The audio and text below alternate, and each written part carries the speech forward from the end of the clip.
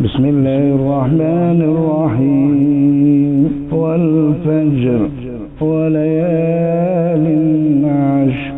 والشفع والوتر والليل إذا يسر هل في ذلك قسم لذي حجر ألم تر كيف فعل ربك بعاد إرم ذات العماد التي لم يخلق مثلها في البلاد وثمود الذين جابوا الصخر بالواد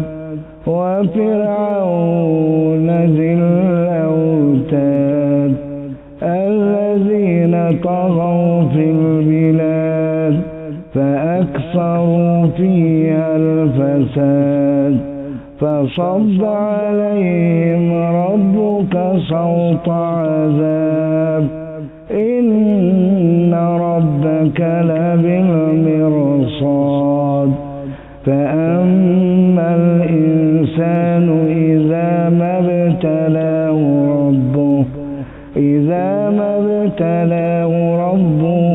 فأكرمه ونعمه فيقول ربي أكرمن وأما إذا ما ابتلاه فقدر عليه رزقه فيقول ربي أهانن كلا بل لا تكرمون اليتيم ولا تحاضون على طعام المسكين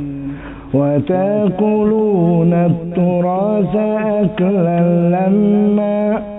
وتحبون المال حبا جما كلا إذا دكت الأرض دكا دكا وجاء ربك والملك صفا صفا وجيء يومئذ بجهنم يوم